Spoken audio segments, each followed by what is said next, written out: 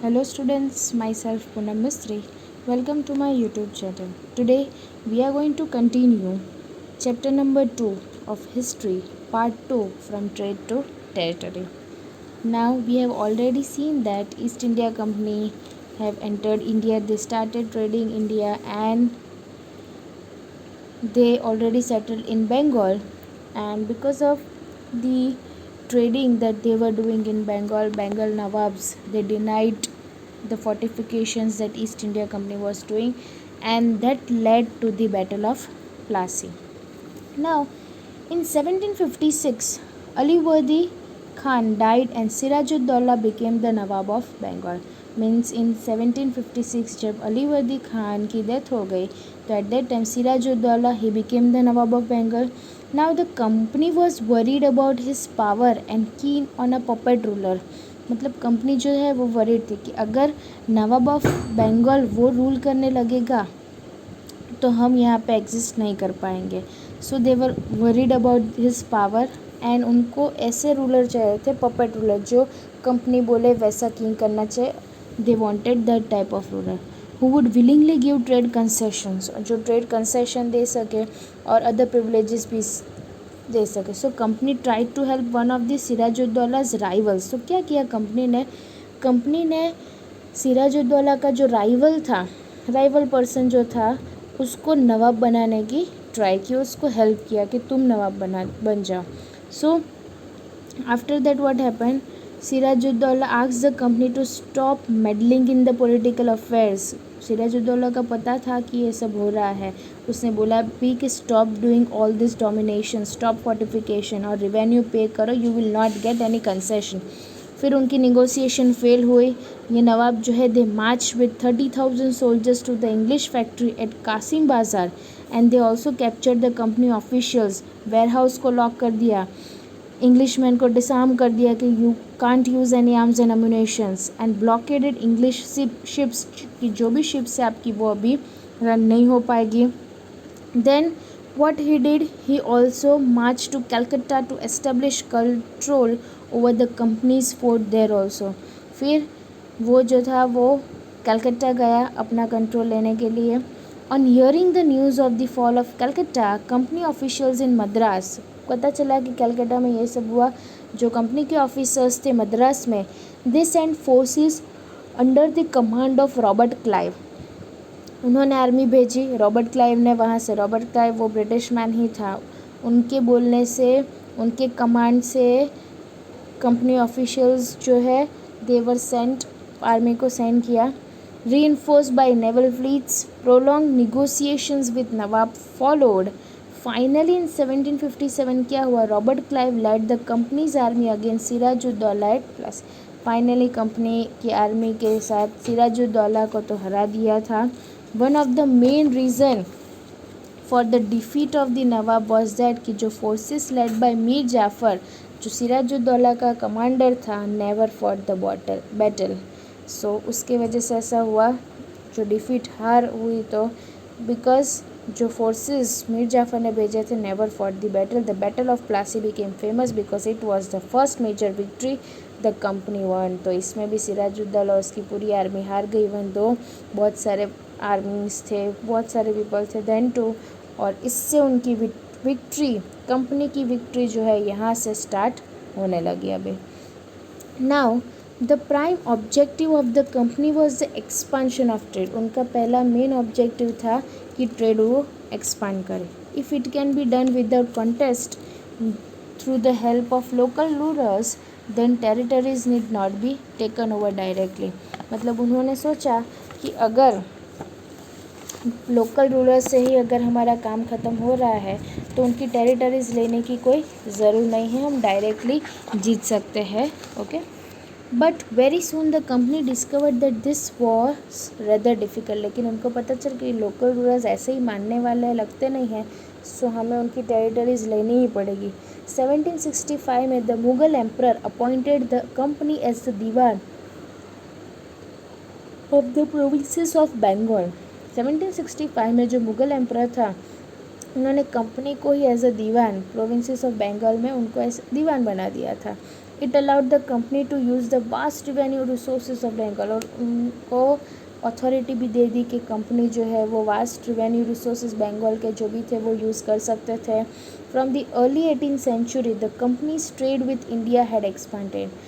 18th century से ही company का जो ट्रेड था इंडिया से, इंडिया में, वो भी इंक्रीज़ हो गया था, एक्सपांड होने लगा. Goods from India had to be brought with gold and silver imported from Britain. Goods जो थे वो इंडिया से ब्रिटेन कंट्रीज़ में, जैसे यूरोपियन कंट्रीज़ में ब्रिटिश के पास वो लोग ले जाते थे, और गोल्ड और सिल्वर को इंपोर्ट करते थे फ्रॉम ब्रिटेन. ये उनका मेन काम था. अब आया company officials become nawabs. After the Battle of Plassey, the company official forced the actual Nawabs of Bengal to give land and vast sums of money as personal gift. Battle of Plassey के बाद जो company के officers थे उन्होंने जो nawabs थे बंगाल को, उनको फोर्स किया कि लैंड दे दो, पैसे दे दो as personal gift, as a gift ही ऐसे ही दे दो. जब Robert Clive left India, his Indian fortune was worth, that is euros, 4,01,102. In 1764, he was appointed as the governor of Bengal. Robert Clive was appointed as the governor of Bengal and was asked to remove corruption. और जब उसको governor बनाया तो उसको ये भी बोला कि करप्शन जो है कंपनी के एडमिनिस्ट्रेशन में, ईस्ट इंडिया कंपनी के एडमिनिस्ट्रेशन में, वो करप्शन भी निकाल दो.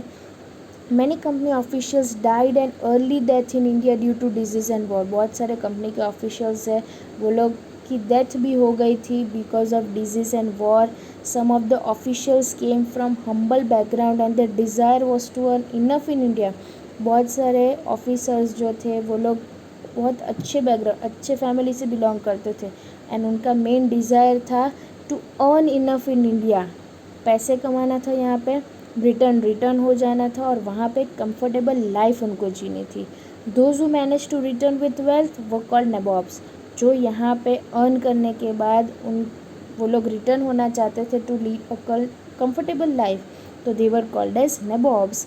N anglicised version of Indian word nawab. Actually nawabs ये नवाब वर्ड में से ही निकला है, लेकिन नवाब्स मतलब जो यहाँ पे अर्न करने के बाद वो रिटर्न हो जाता था with enough wealth to their own country, that is Britain, so that were known as nabobs. अब आएगा कंपनी रूल एक्सपांड्स. अब क्या होने लगा? After analysing the process of annexation of Indian states by the east India company from 1757 to 1857, certain की aspects emerge. पता चला कि इंडियन स्टेट्स जो सब एनेक्स होने लगे. It was already captured by different territories were captured by East India Company. Now what company did? Company rarely launched a direct military attack on an unknown territory.